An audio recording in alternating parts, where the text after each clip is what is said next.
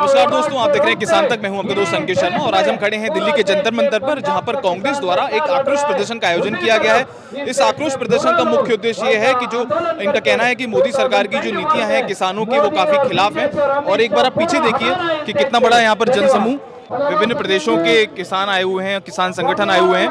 और यहाँ पर मौजूद जब हमने किसान नेताओं से बात करी तो उन्होंने कहा कि जो किसानों को लेकर जो केंद्र सरकार की योजनाएं हैं वो काफ़ी खराब हैं और उसमें उन्होंने काफ़ी लापरवाही बरती है। इसके अलावा जब जो सरकार के द्वारा 3 कानून लागू किए गए थे किसानों के लिए, उसकी वापसी तो हो गई, लेकिन उसके बाद में जो एमएसपी का गठन उन्हें करना था और उसमें किसान प्रतिनिधित्व करने वाले जो नेताओं थे उनको शामिल करना था, उनको शामिल नहीं किया गया है।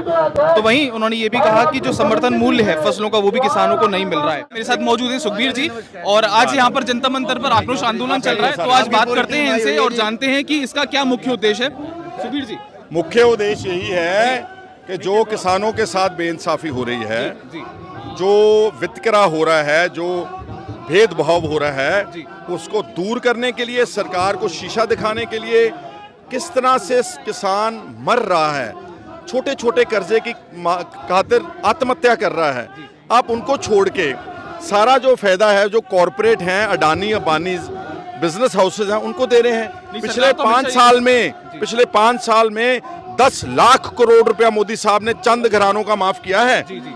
और ये जो हम कर्जा गिना रहे हैं 1-2-4 लाख रुपए, ये करोड़ों परिवारों का है, इनका माफ, ये उससे छोटा कर्जा है।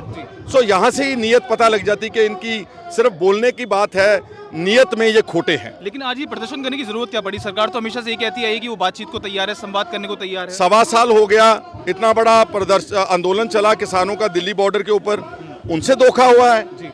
बोला एमएसपी देंगे, नहीं दी 1.25 साल। इलेक्ट्रिसिटी अमेंडमेंट बिल लागू नहीं करेंगे, कर दिया। किसानों के पर्चे वापस लेंगे, नहीं लिए। उनको कॉम्पनसेशन देना था, जो मर गए 700 लोग, नहीं दिया। तो उनको याद कराने के लिए कि भैया ये सरकार जो है ना, ये बनिए की दुकान नहीं होती। This is a very important platform world का।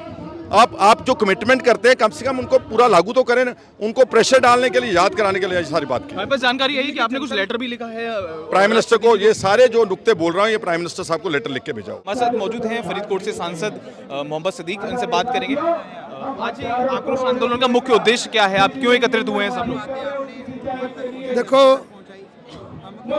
बेनती यह है, जद तो बीजेपी सरकार अपने मुल्क ਦੇ ਵਿੱਚ ਬਣੀ ਹੈ, ਇਹਨਾਂ ਨੇ ਕਦੇ ਵੀ ਗਰੀਬ ਮਜ਼ਦੂਰ ਕਿਸਾਨ ਦਲਿਤ ਉਹਨਾਂ ਦਾ ਖਿਆਲ ਨਹੀਂ ਕੀਤਾ। ਅਮੀਰਾਂ ਦੀ ਸਰਕਾਰ ਹੈ, ਅਮੀਰਾਂ ਨੇ ਬਣਾਈ ਹੈ, ਅਮੀਰ ਇਹਨੂੰ ਚਲਾ ਰਹੇ ਨੇ। ਅਮੀਰਾਂ ਦੇ ਹੱਥ 'ਚ ਇਹਨਾਂ ਦੀ ਬਾਗਡੋਰ ਹੈ, ਨਕੇਰਨ ਦੇ ਨੱਕ 'ਚ ਪਈ ਹੋਈ ਹੈ। ਤੇ ਜਿਹੜੀ ਬਾਗਡੋਰ ਹੈ ਉਹ ਅਮੀਰਾਂ ਦਾ, ਉਹ ਜਿਵੇਂ ਜਿੱਧਰ ਨੂੰ ਹਿਲਾਉਂਦੇ ਨੇ ਉਧਰ ਨੂੰ ਤੁਰ ਜਾਂਦੇ ਨੇ। ਨਾ ਇਹਨਾਂ ਨੂੰ ਕਿਸਾਨ ਦੀ, ਨਾ ਮਜ਼ਦੂਰ ਦੀ, ਨਾ ਕਿਸੇ ਗਰੀਬ ਦੀ, ਨਾ ਕਿਸੇ ਦਲਿਤ ਦੀ ਪਰਵਾਹ ਹੈ। ਇਸ ਕਰਕੇ ਇਹ ਜਿਹੜੇ ਇਕੱਠ ਹੁੰਦੇ ਨੇ, ਇਹ ਜਿਹੜੇ ਮਤਲਬ ਇਸ ਕਿਸਮ ਦੇ ਮੁਜ਼ਾਹਰੇ ਹੁੰਦੇ ਨੇ, ਇਹ ਸਿਰਫ ਇਸ ਕਰਕੇ ਨੇ ਵੀ ਸਰਕਾਰ गरीब लोगों का ख्याल नहीं कर रही। आपको क्या लगता है इस आक्रोश आंदोलन से सरकार के ऊपर कोई प्रेशर बनेगा? क्या वो कुछ आपकी सुनेगी? बेनती यह है भाई, गरीब आदमी का काम है संघर्ष करना, गरीब आदमी का काम है अपनी मंग नूं मूहरे रखना। हाँ जी, तो मनना या ना मनना यह सरकार ते निर्भर करता, सरकार की नीयत ते निर्भर करता। अगर सरकार की नीयत ठीक है तो जायज़ मंगां नूं मन्निया जा सकदा। साडी कोई नजायज़ मंग नहीं, किसान दी, मजदूर दी, दलित दी, गरीब दी कोई। असी लोग इस मुल्क के बाशिंदे हैं, साडा इस मुल्क च हिस्सा है, असी जम्मे इत्थे है, मरना इत्थे है। इस करके अपने हक्कां दी पूर्ति वास्ते असी ये अंदोलन करते हैं और सरकार की ड्यूटी बनती है, सरकार का हक बनता है भी वो साडी आवाज़ नूं सुने ते किसान, मजदूर अते गरीब अते दलित की आवाज़ सुन के मंगां नूं पूरी करे। ये सरकार की ड्यूटी बनती है।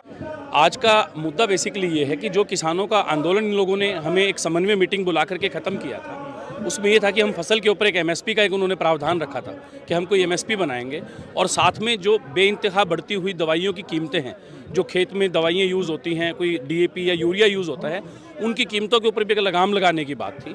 लेकिन इस सरकार ने हर जगह झूठ बोली है और एक पब्लिक के साथ, किसान के साथ, मजदूर के साथ एक धोखा किया है।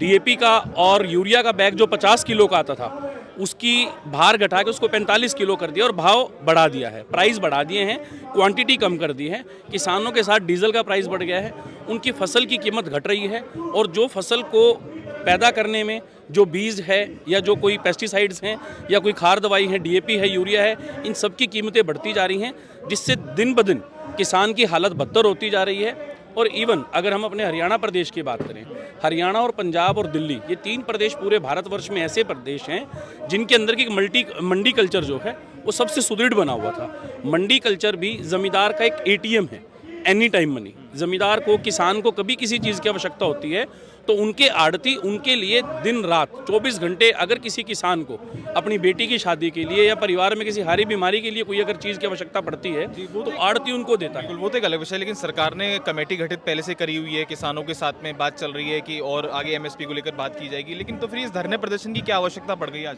दरअसल क्या था कि सरकार ने जो समय दिया था, अब वो समय बाउंड करने के बाद आज किसान आंदोलन खत्म हुए लगभग 1.5 साल हो चला है, लेकिन उस समन्वय कमेटी का किसी किस्म का कोई रोल ही नहीं है। सरकार बात करने के लिए तैयार नहीं है, सिर्फ समय गुजार रही है और धर्म और जाति पे राजनीति करके देश को पागल बनाया। प्रदर्शन पे कोई अगर नहीं पॉजिटिव रिस्पॉन्स आता है, फिर उसके बाद अगला स्टेप आप लोगों का क्या रहेगा? अकेले आदरणीय श्री नरेंद्र मोदी जी को ही नहीं, राष्ट्रपति श्रीमती द्रौपदी मुर्मू जी को भी, उपराष्ट्रपति धनखड़ साहब को भी, वो भी किसान वर्ग से आते हैं, हम सबको किसान कांग्रेस की तरफ से हम सबको एक प्रार्थना पत्र जरूर भेजेंगे कि गांव में दूर दराज एक मजदूर और किसान की आवाज़ बनके आप हमारी आवाज़ को सुनिए और हमारे साथ हो रहे अत्याचार को और अन्याय को आप कृपया करके ध्यान दीजिए और बेइंतहा बढ़ती हुई खाद दवाइयों की कीमतों को रोक लगाएं और फसलों का उचित मुआवजा दें। बने रहिए हमारे साथ, देखते रहिए किसान तक। धन्यवाद।